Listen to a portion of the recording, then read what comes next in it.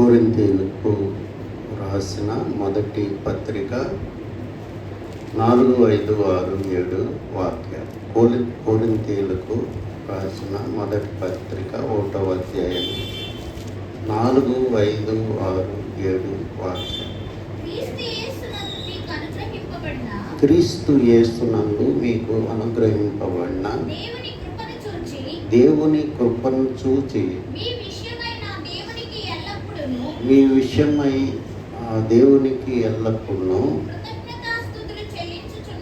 కృతజ్ఞతాస్తుతులు చెల్లించుచున్నాను. క్రీస్తుని గూర్చిన సాక్ష్యము మీలో స్థిరపరచబడినందున ఆయన యందు మీరు ప్రతి విషయంలోనూ అనగా సమస్త ఉపదేశములోను సమస్త జ్ఞానములోను ఐశ్వర్యవంతులైతిరి. కనుక ఏ కృపావరమునందును లోపం లేక మీరు మన ప్రభువైన యేసు క్రీస్తు ప్రత్యక్షత కొరకు ఎదురు చూచుచున్నారు. ప్రార్థన చేస్తాం. పరిశుద్ధుడైన దేవా, కృప కలిగిన ప్రభువా, ఇంతవరకు సజీవులుగా ఉన్నామంటే కేవలం మీ కృపాని దయాన్ని నీకు వేలాది కోట్లాది స్తుతులు చెల్లిస్తున్నాను. దేవా ప్రభువా, నాయనా నువ్వు మంచి దేవుడు కాబట్టి ప్రభువా నాయన ఇంత మరి కఠినమైన ఎండల్లో ఈ రోహిణి కార్తలో చల్లటి వాతావరణం ఇచ్చారు. మీకే స్తోత్రం. మా ప్రభువా, మా దేవ, మా రక్షక, వాక్యం వివరించిన నాకు నీ కృప దయచేయండి. నీ జ్ఞానం నాకు దయచేయండి. నీ యొక్క రక్తం నా మీద ప్రోక్షించి నన్ను పరిశుద్ధపరచండి. దేవా ప్రభువా, ఈ వాక్యం అందరికీ ప్రభువా ఆత్మీయ జీవితాలకి మేలుకరంగా చేయండి. వాక్యాన్ని హృదయంలో ముద్రించండి. దేవా, ఈ యొక్క పరిశుద్ధ బలని పరిశుద్ధంగా మేము తీసుకోవటానికి నీ జ్ఞానము కృపా దయచేయండి. ప్రభా, నీకే మహిమ, నీకే ఘనత, నీకే స్తుతులు చెల్లిస్తూ యేసుక్రీస్తు సర్వశక్తి నామంలో ప్రార్థిస్తున్నాను తండ్రి. ఇక్కడ పౌలు భక్తుడు ఈ కొరింథీ సంఘానికి అన్ని వరాలు ఉన్నట్లు చెప్తున్నారు, కానీ ఫలాలు ఉన్నట్లు చెప్పలేదు. ఇక్కడ మీరు సమస్త జ్ఞానములో ఐశ్వర్యవంతులయ్యారన్నారు. తర్వాత సమస్త ఉపదేశములోను సమస్త జ్ఞానములోను ఐశ్వర్యవంతులే. కనుక కృపావరములందును లోపం లేక మీరు మన ప్రభువైన యేసు క్రీస్తు ప్రత్యక్షత కొరకు ఎదురు చూస్తున్నారు. ఇక్కడ కొరింథీ సంఘానికి అన్ని కృపావరాలు ఉన్నాయి. 12వ అధ్యాయంలో ఉన్న అన్ని కృపావరాలు ఉన్నాయి, కానీ దీనికి ఆత్మకి ఎటువంటి సంబంధం లేదన్న విషయం పరిశుద్ధుడైన పౌలు ఇక్కడ తెలియజేస్తున్నాడు. ఈ యొక్క వరాలు అన్నీ కూడా మన యొక్క ఆత్మీయ జీవితాన్ని నిర్ణయించలేవు. ఆయన 3వ అధ్యాయము 1వ వాక్యములో 3వ అధ్యాయము 1వ వాక్యం, సహోదరులారా, ఆత్మ సంబంధమైన మనుషులతో మాట్లాడినట్లు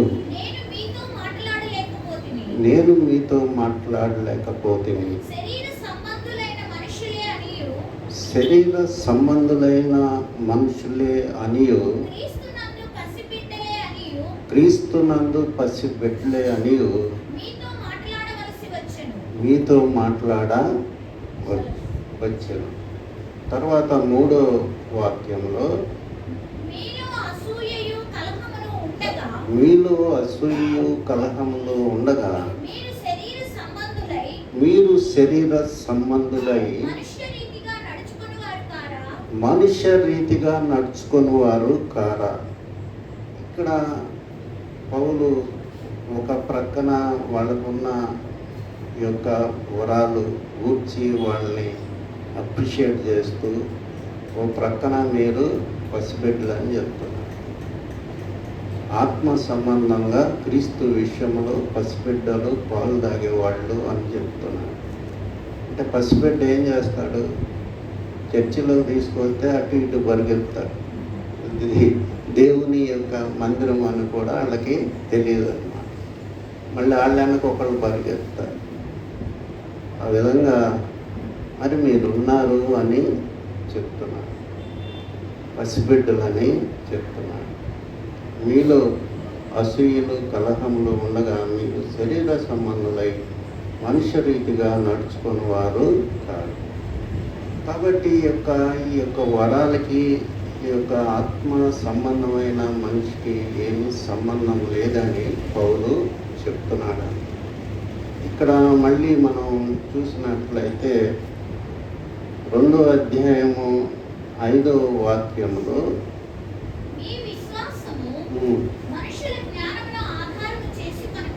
మీ విశ్వాసము మనుషుల జ్ఞానము ఆధారం చేసుకొనక దేవుని శక్తిని ఆధారం చేసుకొని ఉండవలనని నేను మాట్లాడినను సువార్త ప్రకటించినాను. జ్ఞానయుక్తమైన తీయని మాటలను వినియోగింపక పరిశుద్ధాత్మయు దేవుని శక్తియు కనపరచు దృష్టాంతములే వినియోగించు. కాబట్టి ఆయన ఏం చెప్తున్నాడు? మనుషుల జ్ఞానం ఆధారం చేసుకోక దేవుని శక్తిని నేను ఆధారం చేసుకున్నాను అని చెప్తున్నాడు. ఎందుకు చెప్తున్నాడు?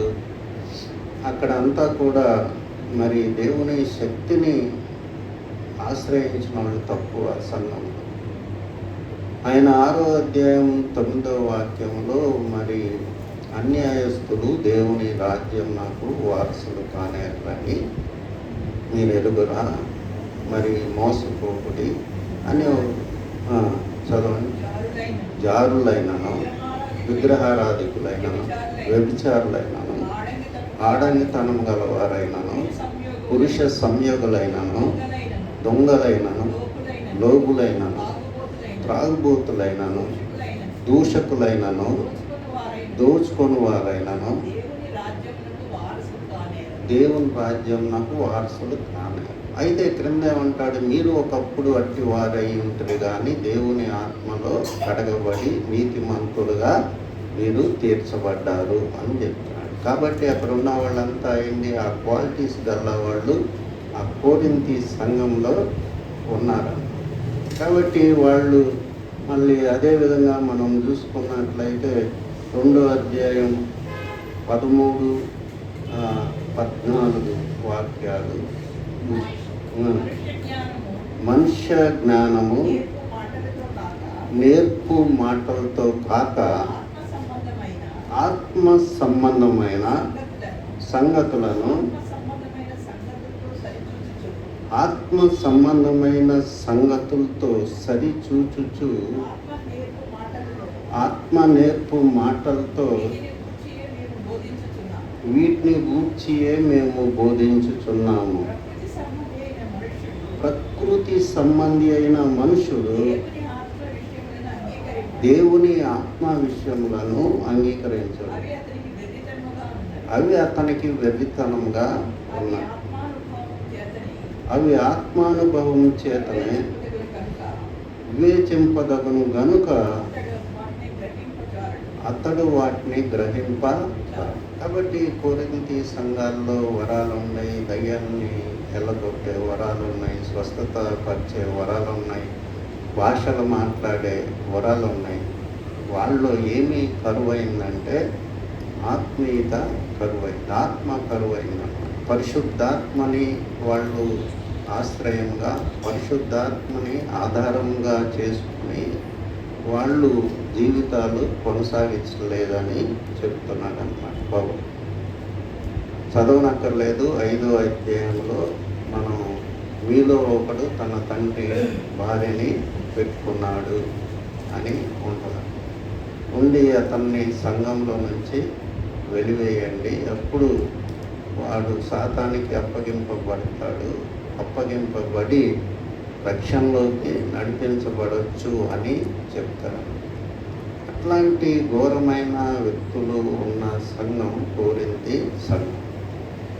కాబట్టి మనకి వరాలు వచ్చినాయి అనుకో, నేను ప్రార్థన చేస్తే ఎవరికన్నా స్వస్థపడ్డారనుకో, అయ్యగారు ప్రార్థన చేశారు నాకు వెంటనే స్వస్థ వచ్చిందని ఎవరన్నా చెప్పారనుకో, నేను సంబరపడకూడదు. ఎందుకంటే దానికి ఆత్మకి సంబంధం లేదా. ఎందుకని ఇవన్నీ కూడా పరలోకంలో మనతో పాటు రావు. నీవు వరాలన్నీ కూడా నీతో పాటు పరలోకంలోకి రావు. మరి ఏమొస్తుంది? కొరింథీ పత్రిక 13వ అధ్యాయంలో ప్రేమ గురించి ఇదే కొరింథీ పత్రికలో పౌలు భక్తుడు చెప్తున్నాడు అన్నమాట. ప్రేమ అనేది శాశ్వతంగా ఉంటుంది, అది మనలో నిలుస్తుంది, అదే మనతో పాటు పరలోక రాజ్యానికి వస్తుందని చెప్తున్నాడు. చదవండి కొన్ని వాక్యాలు. ప్రేమ శాశ్వత కాలమును, ప్రవచనములైనను నిరర్ధకములను, భాషలైనను నిలిచిపోవును, జ్ఞానమైనను నిరర్ధకమవును, మనము కొంత మట్టుకు ఎరుగుదము, కొంత మట్టుకు ప్రవచించుచున్నాము కానీ పూర్ణమైంది వచ్చినప్పుడు పూర్ణము కాంది నిరర్ధకము అగును. కాబట్టి పౌలు దృష్టిలో పూర్ణమైంది ఏంటంటే ఏ మ్యాన్ ఫిల్డ్ విత్ లవ్ అన్నమాట. గల్తీ పత్రికలో చదవనక్కర్లేదు, 4వ అధ్యాయం అనుకుంటా, పౌలు అంటాడు, మీరు సంపూర్ణులు అగు వరకు నేను ప్రసవ వేదన పడుతున్నాను అంటాడు. సంపూర్ణులు అగటం అంటే ఏంటి? ఈ వరాలు యొక్క శక్తి ఇవన్నీ కూడా ఒక మ్యాజిక్ లాంటివి అన్నమాట. కాబట్టి దేవుడు ఏమంటున్నాడు? ప్రేమ అనేది ఫైనల్ అంటున్నాడు. ప్రేమ దోషాల్ని కప్పుద్దని సామెతలు 10వ అధ్యాయం మనం 12వ వాక్యంలో మనం చూస్తాం. ప్రేమ దోషాల్ని కప్పు. నీలో ప్రేమ ఉన్నప్పుడు ప్రతోడు నీకు మంచిగానే కనపడతా ఉంటాడు. నీ శత్రువు కూడా నీకు మంచిగానే కనపడతా ఉంటాడు. అందుకనే యేసు ప్రభువుని గురించి రోమీయులకు రాసిన పత్రిక 5వ అధ్యాయంలో మనం శత్రువులై ఉండగా ఆయన మనల్ని ప్రేమించను అని ఉంటుంది. కాబట్టి మనం అది ఒక సూపర్ నేచురల్ క్వాలిటీ లవ్ అనేది. ప్రేమ అనేది లేకుండా నువ్వు ఏం చేసుకున్నా, ఎన్ని వరాలున్నా, ఎంత అద్భుతమైన శక్తిని ప్రదర్శించినా అది వ్యర్థమని చెప్తుంది. అదేవిధంగా 1 యోహాను పత్రిక 4వ అధ్యాయం 7వ వాక్యంలో కూడా యోహాను భక్తుడు అదే చెప్తాడు, ప్రేమ లేనివాడు దేవుణ్ణి ఎరగడు. చదవండి 4వ అధ్యాయం 7, 8 వాక్యాలు. ప్రియులారా, మనము ఒకరినొకరు ప్రేమింతము, ఏలయనగా ప్రేమ దేవుని మూలంగా కలుగుచున్నది. ప్రేమించు ప్రతివాడును దేవుని మూలంగా పుట్టినవాడై దేవుని ఎరుగును. దేవుడు ప్రేమస్వరూపి. చాలండి. కాబట్టి ప్రేమ అనే దానికి సోర్స్ ఎక్కడి నుండి వస్తుంది అంటున్నాడు? దేవుని దగ్గర నుంచి ప్రేమ అనేది వస్తుంది అన్నమాట. మిగతా అన్నీ కూడా అవి దేవుని దగ్గర నుంచి రావచ్చు, దయ్యం దగ్గర నుంచి కూడా రావచ్చు. రాంగ్ స్పిరిట్ ఉన్న వాళ్ళు కూడా అనేక ఆశ్చర్య కార్యాలు, అద్భుత కార్యాలు చేస్తారని దేవుని వాక్యంలో మనం చూస్తాం అన్నమాట. మత్తయి సువార్త 24వ అధ్యాయం 24వ వాక్యం మనం చూస్తే చూసినట్లయితే మరి అబద్ధ బోధకులు, అబద్ధ క్రీస్తులు అనేకులు వచ్చి సాధ్యమైతే ఏర్పరచబడిన వారిని సైతం భ్రష్టులు చేస్తారని ఉంటుంది. చదవండి. అబద్ధ క్రీస్తులను, అబద్ధ ప్రవక్తలను వచ్చి సాధ్యమైతే ఏర్పరచబడిన వారిని సైతము మోసపరచుటకై గొప్ప సూచక్రియలను మహత్కార్యములను కనపరచారు.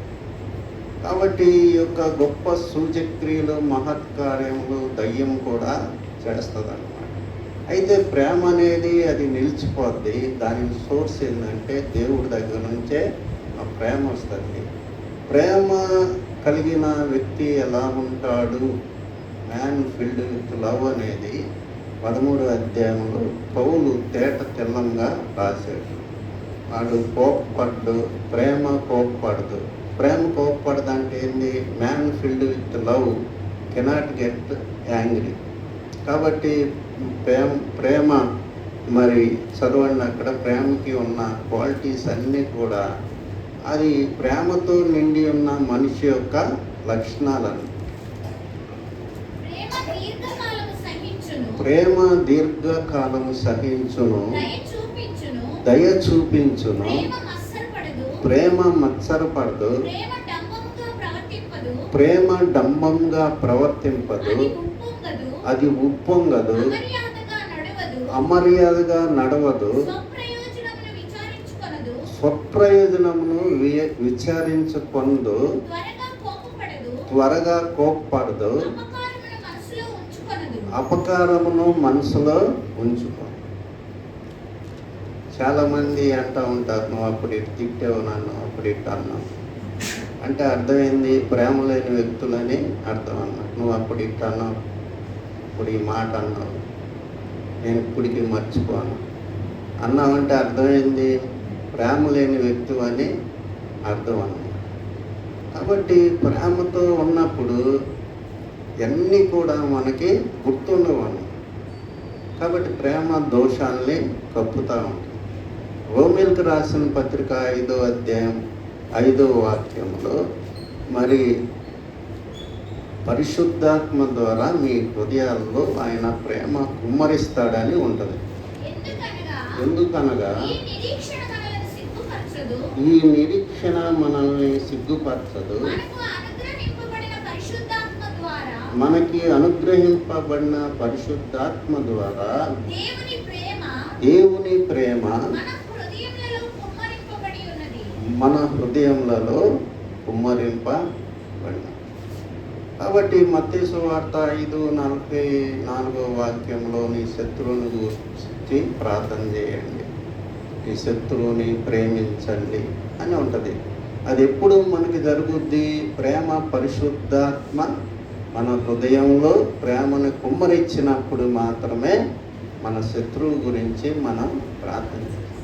మనకెంతో హాని చేయొచ్చు, కానీ మనం ఒకరోజు వింటాం, పాపం అతడు ఇబ్బందిలో ఉన్నాడు, అతని భార్య కష్టంలో ఉంది, జబ్బుతో ఉన్నారు అని మనకు తెలిసినప్పుడు వాళ్ళ గురించి మనం ప్రార్థన చేయకుండా ఉండలేం. దానికి కారణం ఏంటి? ప్రేమ కారణం.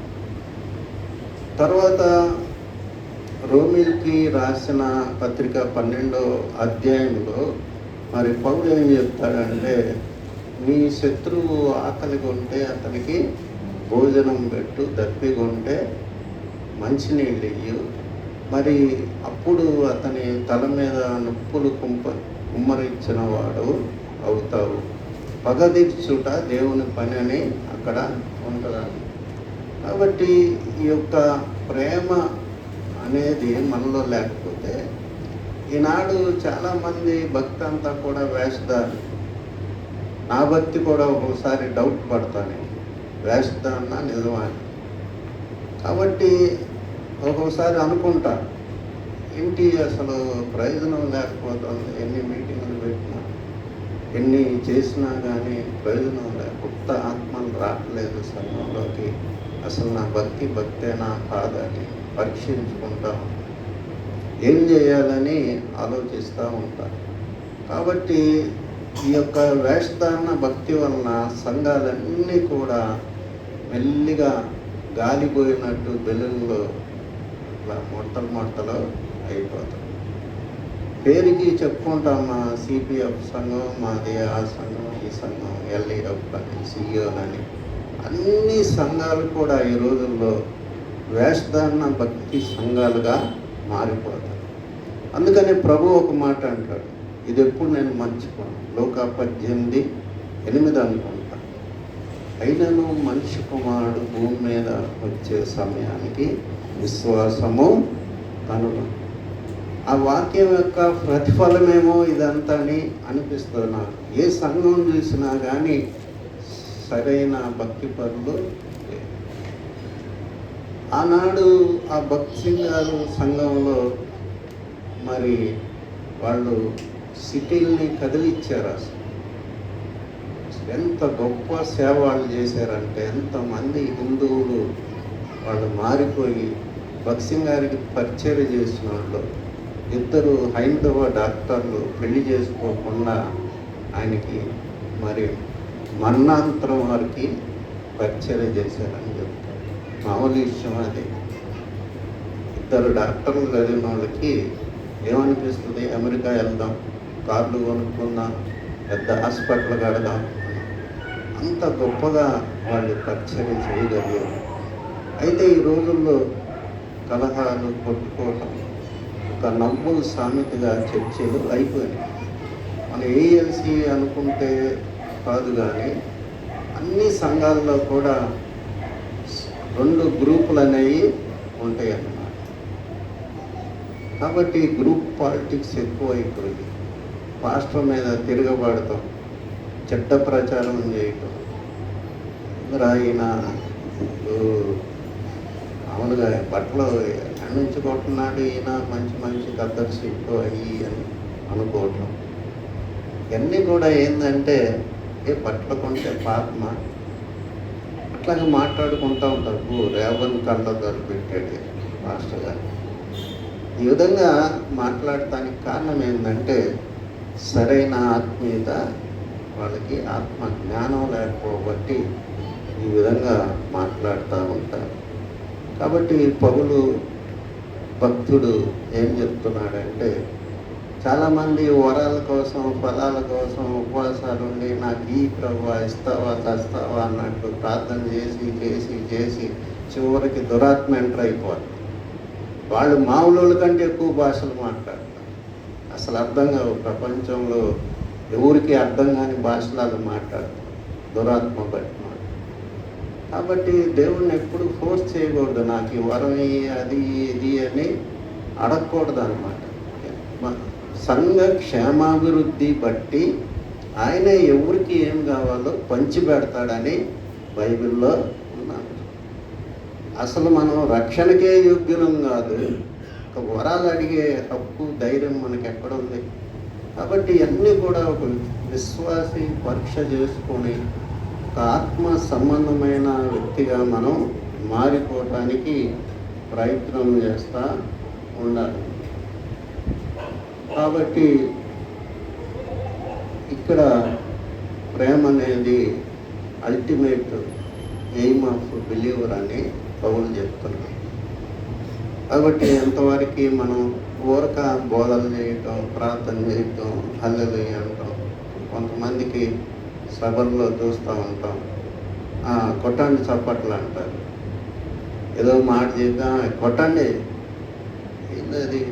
ఒకసారి జోషువా డానియల్ గారు అంటాం, నేను విన్నా ఆయన ప్రసంగం. వాట్ ఈస్ దిస్ చప్పట్లో కొడతాం అంటున్నాడు. కాబట్టి చప్పట్లో కొడతాం ఏంది? మనం ఏమంత గ్రాండ్లో అని మన మాటలకి ఎదుటోళ్ళు చప్పట్లో కొట్టాలి.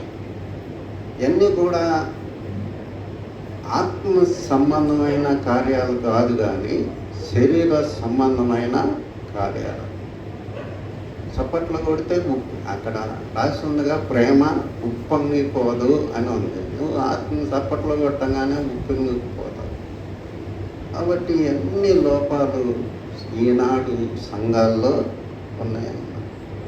ఇవన్నీ మనమంతా కూడా సరి చేసుకుంటా మనం సరైన స్థితిలో ఉంటే కానీ ప్రభువు రాకనే మనం ఎదుర్కోవటానికి కావలసిన శక్తిమంతులై ఉంటాం. అందువలన పౌలు ఈడ చెప్తున్నాడు, ఏమంటున్నాడు, మీకు అనేక వరాలు ఉన్నాయి, దాన్ని బట్టి నేను దేవునికి కృతజ్ఞతాస్తుతులు చెల్లిస్తున్నాను. కృపావరంలో ఏ లోపం లేదు, అన్ని వరాలు మీకున్నాయి అని చెప్తున్నాడు. అయితే మీరు క్రీస్తు విషయంలో పసిబిడ్డలని చెప్తున్నారు. కాబట్టి మరి ఇది మనం ఒకసారి పరీక్ష చేసుకోవాలి, ప్రార్థన చేసుకున్నాం.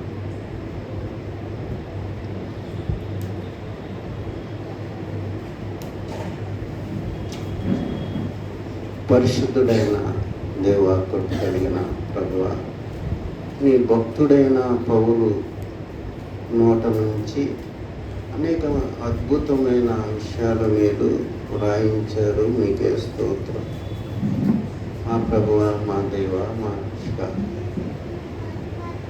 దేవా ప్రభా, మేము భక్తిలో ఎంత వెనకబడిపోయాం. దేవా, భక్తి వేరు, ఆత్మీయత వేరు అని ప్రభా ఆయన మేము తెలుసుకునేటట్టు సహాయం చేయండి. దేవా, హిందువులు, దేవా, ఇస్లాం సోదరులు మాకంటే ఎక్కువగా భక్తిగా ఉంటారు. భక్తి వేరు, ఆత్మ సంపాదించడం వేరు అని మేము తెలుసుకునేటట్టు సహాయం దయచేయండి. పైకి భక్తి వలె గలవారయ్యండి, దేవుని శక్తిని ఆశ్రయించలేకపోతున్నారని వాక్యంలో మీరు రాయించారు. మీకే స్తోత్రం ప్రభువా. దేవానైనా మేము ఎందుకు ఈ చర్చికి వస్తున్నాము, ఇంతవరకు ఏం సాధించాము, ఒక్క ఆత్మనన్నా నీ కోసం మేము సంపాదించామా అని మమ్మల్ని మేము పరీక్షించుకునేటట్టు సహాయం దయచేయండి. ఆ కొరింథీయులకు రాసిన పత్రిక 13వ అధ్యాయంలో రాయబడిన ప్రేమకున్న క్యారెక్టరిస్టిక్స్ అన్నీ మేము సంతరించుకునేటట్టు సహాయం దయచేయండి ప్రభువా. నాయన దేవా, వచ్చిన బిడ్డలందరినీ మేము దీవించండి, ఆశీర్వదించండి ప్రభువా. నాయన మేము ఇతరులకి మాదిరిగా ఆశ్చర్యకరమైన ప్రవర్తన కలిగి జీవించే వాళ్ళంగా సహాయం దయచేయండి. వచ్చిన ప్రతి బిడ్డని, వాళ్ళ కుటుంబాలని, వాళ్ళ పిల్లల్ని దీవించి ఆశీర్వదించమని దేవా, మేము నీ రాకడికి సిద్ధపడి ధైర్యంగా ఎదుర్కొనే వ్యక్తులంగా మమ్మల్ని చేయమని, ఈ లోక మాయల చేత మమ్మల్ని మేము మోసపరుచుకోకుండా సహాయం చేయమని యేసుక్రీస్తు సర్వశక్తి నామంలో ప్రార్థిస్తున్నాం తండ్రి, ఆమేన్. జో వచ్చి పాట పాడుచుండగా కానుకలు దిగబడితే తర్వాత బల్లారాధనలో మనం పాల్గొంటాం.